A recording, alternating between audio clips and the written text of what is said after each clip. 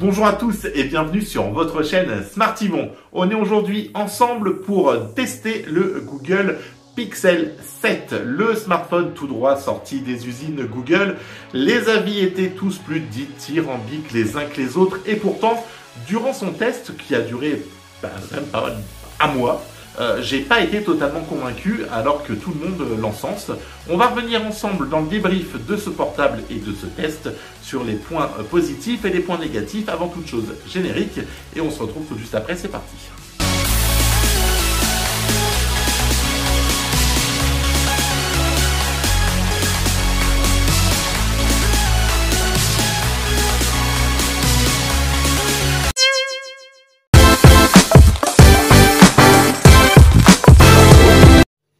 Allez, on est donc avec la partie découverte de ce Google Pixel 7. Merci d'être toujours sur la chaîne. N'hésitez pas à vous abonner, liker. Je vous ai balancé les différents réseaux sociaux. Rejoignez-moi. Allez, ce qu'on peut dire déjà du design de ce smartphone, c'est qu'il est plutôt arrondi. Il est plutôt tout en douceur. C'est arrondi, c'est plutôt joli. On est sur un smartphone qui a eu un design soigné et ça, là-dessus, ça casse un peu avec ce que font les concurrents. D'ailleurs, on le voit aussi sur la partie à l'arrière. Donc, les caméras sont incrustées sur un îlot frontal et on voit donc la LED ici donc pour venir éclaircir les photos de nuit. Les dimensions 155,6 donc millimètres pour la hauteur, 73,2 pour la largeur et 8,7 pour l'épaisseur de ce smartphone. Un poids de 197 grammes, c'est agréable à prendre en main, c'est plutôt compact parce qu'on est en plus sur une taille en 6,3 pouces. Et là, franchement, toutes les cases sont cochées parce que tu as un smartphone qui fait franchement premium, une prise en main qui est agréable et rien que pour ça, franchement, on est bien sur un prix de 659 €. La première impression est plutôt flatteuse. Bravo Google. L'écran est donc en AMOLED en 2400 par 1080p, ce qui vous permet d'avoir donc du Full HD pour cet écran AMOLED, un capteur d'empreinte donc sous l'écran qui est plutôt bien réactif, si on se passe bien. Voilà. Pas comme moi. Alors, un capteur d'écran qui me fait mentir, qui est plutôt réactif. Mais par contre, si tu mets un verre trempé, clairement, ça devient un peu compliqué. Il faut bien positionner son doigt. Bon, j'y arrivais tout à l'heure, mais là, il veut plus. Mais bon, l'écran, le capteur d'empreinte est plutôt réactif. Bon, là, je ne sais pas ce qu'il me fait. Il a envie de me faire mentir, ce petit coquin. Empreinte digitale non reconnue. Bon, eh bien, c'est semblant que j'ai volé ce smartphone à quelqu'un. Donc, ah non, je crois que attendez. J'avais interverti mes doigts tout à l'heure. Oui, ma femme aime bien ça. Et du coup, voilà. Donc, vous voyez, c'est plutôt réactif. Une certification IP68, si vous le faites tomber, si ça, voilà, vous renversez quelque chose dessus, eh bien, pas de crainte à avoir. Donc, une utilisation quotidienne qui est vraiment safe et plutôt sécurisée. Néanmoins, le Gorilla Glass qui est dessus va venir, voilà, ça prend les traces de doigts, ça a un côté glissant, donc faudra vraiment venir mettre une coque pour le protéger. Wi-Fi 6E, Bluetooth 5.2, NFC, pas de prise jack. Voilà, faut se le dire, il n'y a pas de prise jack.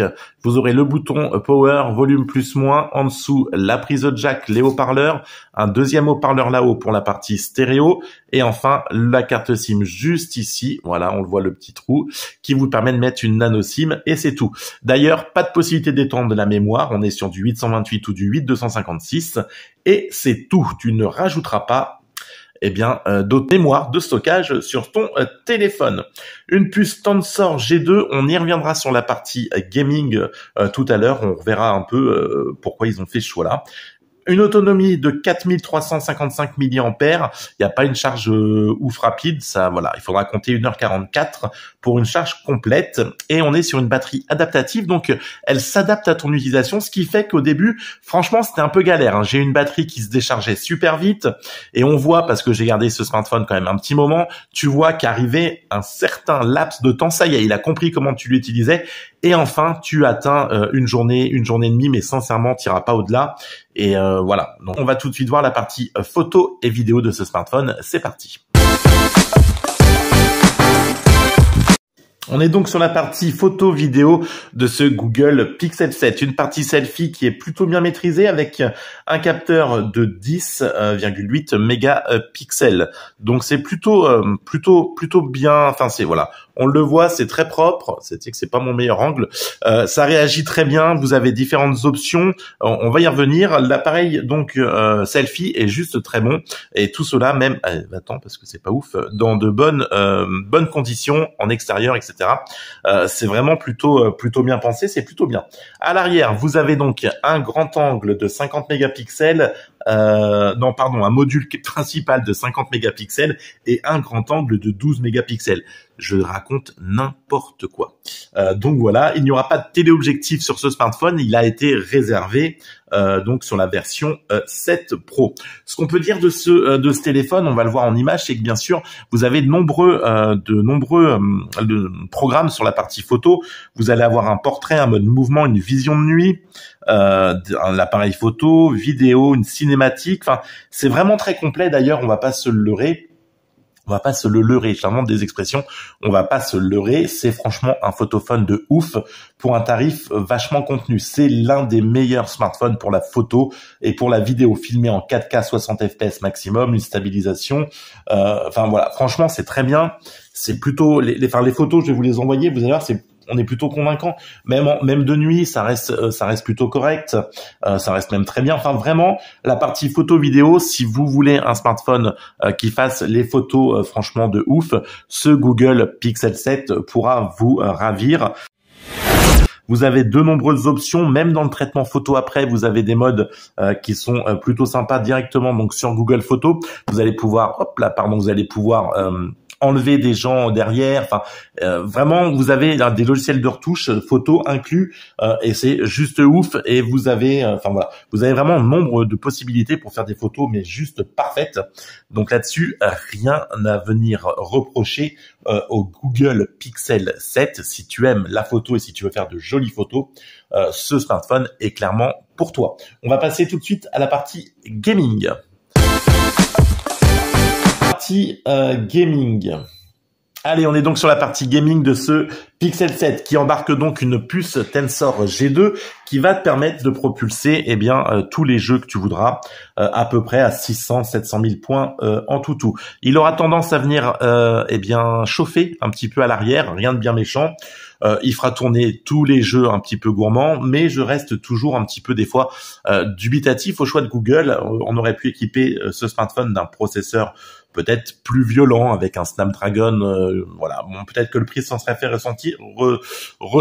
En attendant, pour le gaming, pas de souci, Dead by Daylight, Clash of Clans, etc.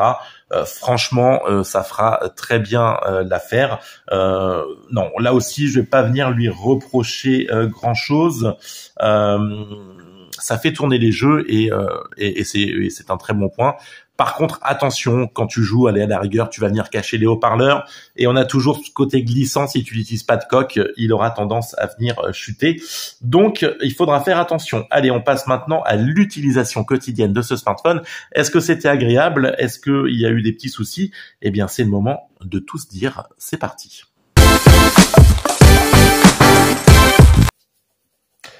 L'utilisation quotidienne de ce Google Pixel 7 m'a plutôt un petit peu déçu. Il était enchanté, dithyrambique par de nombreux testeurs que j'ai pu voir. Tout le monde criait vraiment « Waouh, c'est extraordinaire !» Mais j'ai rencontré, moi, quelques bugs. Bon, voilà. En utilisation quotidienne, déjà en appel, pas de souci. On m'a entendu, j'ai entendu. Là-dessus, c'était bien. Le problème de la batterie, on l'a soulevé tout à l'heure, une batterie adaptative, un petit peu faiblarde le temps qu'elle s'adapte.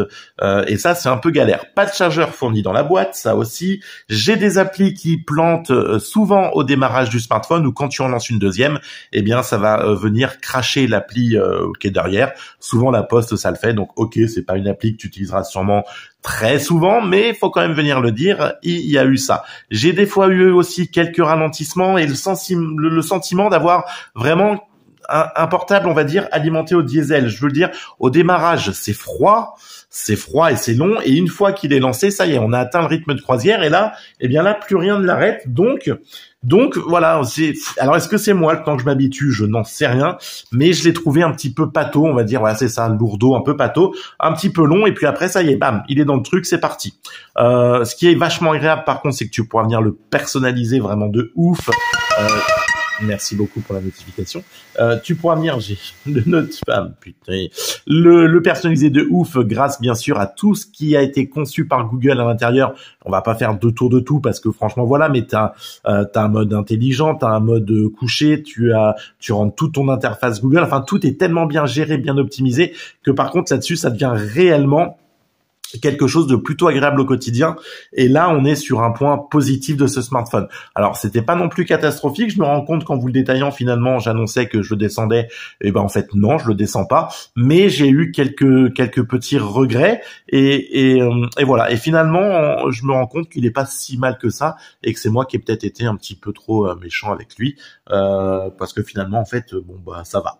Ah, oui, ça va. Quelle belle, ça vous donne envie, hein. Oui, bon, bah, ça va. Non, allez, c'était un smartphone plutôt agréable à utiliser. On va pas se leurrer. Et d'ailleurs, ça nous amène tout de suite à la conclusion de ce test. Allez, la conclusion de ce test, c'est un smartphone qui va avoir un design franchement haut de gamme, 659 €. On peut même pouvoir le trouver certainement un peu moins cher maintenant. Le prix va vraiment être tiré, donc ça, vraiment niveau rapport qualité-prix, c'est juste parfait. C'est très bien. Il est excellent en photo et en vidéo. Franchement, c'est juste ouf pour le tarif.